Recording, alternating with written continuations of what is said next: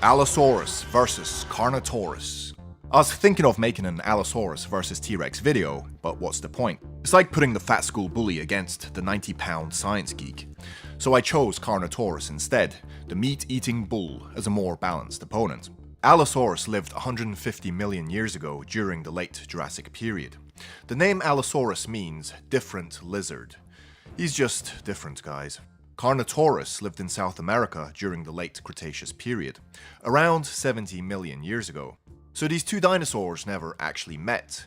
But this is YouTube, so fight! First, some stats. Allosaurus, height 5 meters, length 8 to 12 meters, weight 1 to 2 tons, bite force around 2,100 newtons, speed an impressive 55 kilometers per hour. Diet: Stegosaurus, Santanaraptor, and Brachiosaurus. Now onto the weapons of Allosaurus. Allosaurus possessed a very weak jaw, so weak in fact that a modern crocodile has a stronger bite force. But Allosaurus was a flesh grazer, which means it could take bites of flesh out of living sauropods, so it wouldn't need to expend effort to kill the prey outright. Allosaurus had functional arms and may have used an attack like that of modern big cats, grasping the prey with the forelimbs and then making multiple bites on the throat to crush the trachea. Okay, now onto the stats of Carnotaurus.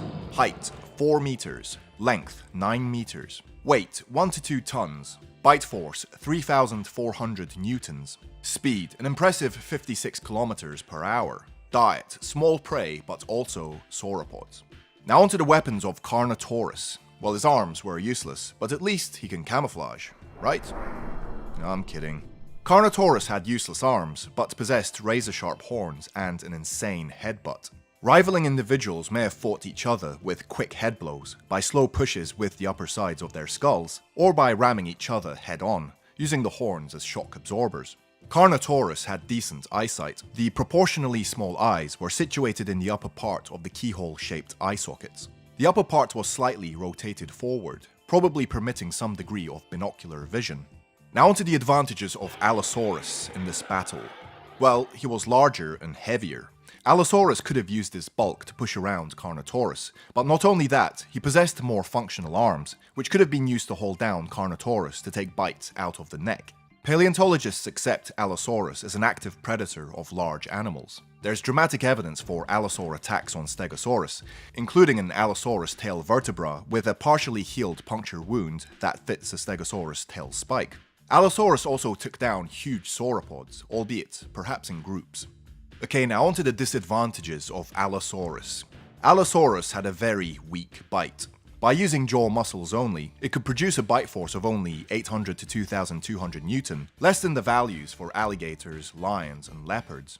Allosaurus was also slightly slower and less agile than Carnotaurus, but not by much. The shape of the skull of Allosaurus limited potential binocular vision to 20% of width, slightly less than that of modern crocodilians, but it was enough to judge prey distance and time attacks. Now onto the advantages of Carnotaurus, if any.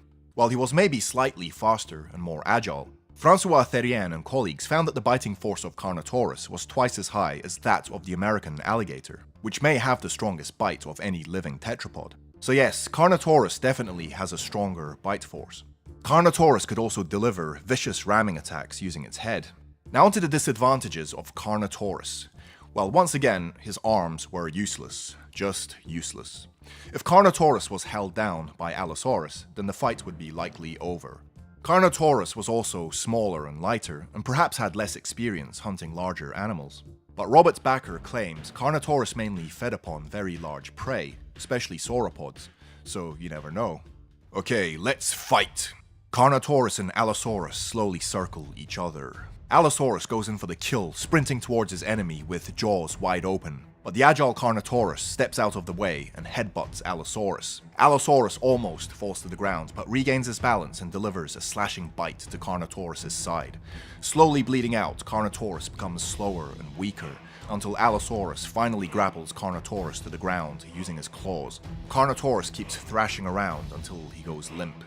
Verdict: I reckon Allosaurus would win 70% of the time. He's simply larger, heavier, and has more functional arms, with better hunting experience. But do not sleep on Carnotaurus. Carnotaurus was an awesome ambush predator, and if he caught Allosaurus off guard, could potentially ram him off balance and bite down on his neck. But it's unlikely. Anyway, so there you have it. Which versus dinosaur battle would you like to see next? Please let me know in the comments below, and I might make it.